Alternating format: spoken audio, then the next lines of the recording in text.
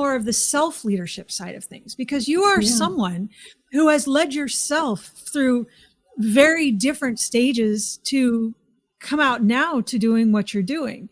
And in doing that, what wisdom have you learned through leading yourself and growing into the person that, you know, maybe version 2.0 today and version 3.0 tomorrow?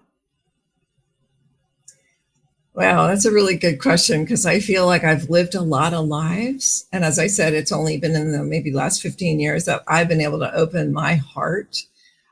So as a kid, I lost both my parents very young. My dad died when I was 5 in a plane crash. And then my mother kind of went to work and wasn't available. And when I was 19, I was in a terrible car accident, spent almost a year in the hospital, immobilized, got out of the hospital. My immune system and my digestive system were a mess. And then the next year, my mother died. So here I was in my early 20s, really sick. And I had siblings, but we were all in crisis, really, and couldn't support each other. And so I had to figure out a lot of stuff. And I'll just say, as a kid, I had a hard time reading because my mind would wander, and math came easily. So I just sort of studied, you know, I went into math.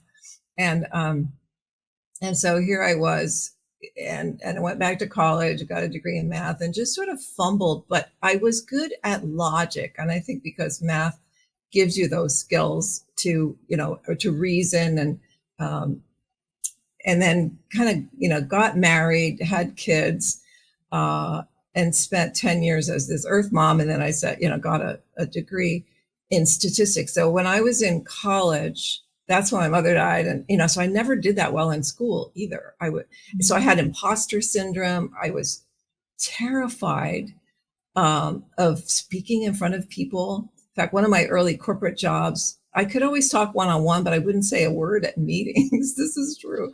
And one of my managers forced me into Dale Carnegie. He goes, you got to learn to speak, you know? And so it did help, because I realized I was actually pretty good on my feet. Well, interesting. Okay. So I shared earlier how I got into this toxic culture, my first job.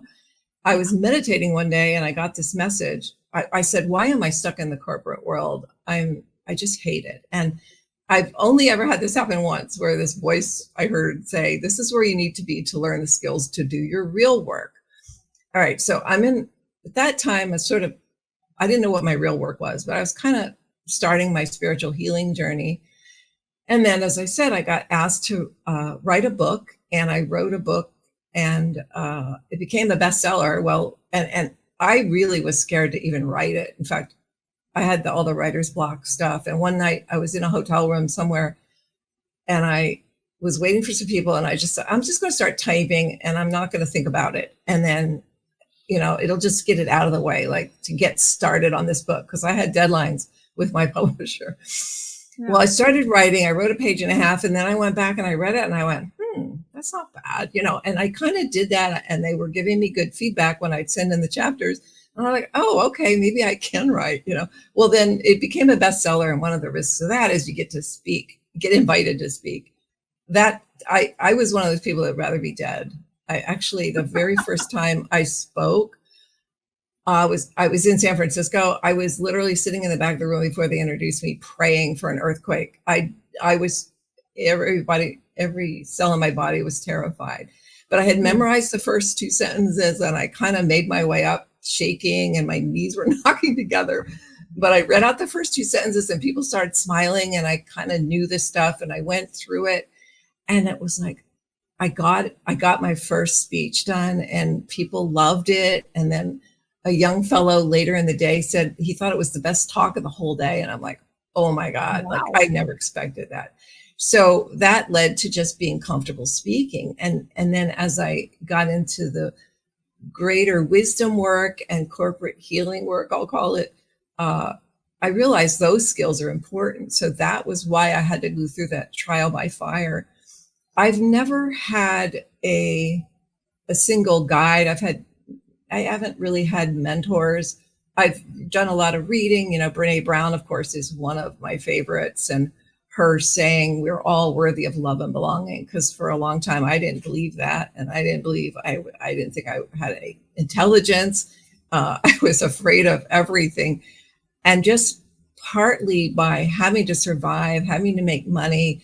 I was married for 29 years. My husband passed away. But during that time, he started getting sick. So I was forced to push myself in my career to kind of pay for the family with 3 kids. And so I almost think spirit, or, this universal power, God, whatever you call it, put me through these things to get where I am today. And I feel like, okay, now I've got a pretty good grasp. I'm not always comfortable. I still have fears.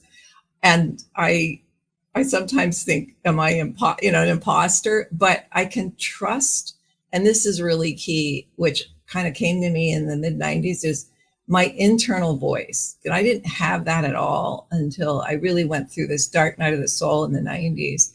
And so I think, if you're out there listening, and this to me is the greatest guide, is to be able to check in with your own wisdom, which I feel in my, I believe we're connected to some universal wisdom. So I try to use that as my guide. And I love having coaches, and I've been in some programs with and gotten coaching, but I still always go back to that. Like, is this the right place for me right now? So I hope that wasn't too long of an answer to the question. Well, no, not at all, because it's a life journey. I mean, figuring out how to lead yourself is an evolving thing, because you're an evolving person. So it changes.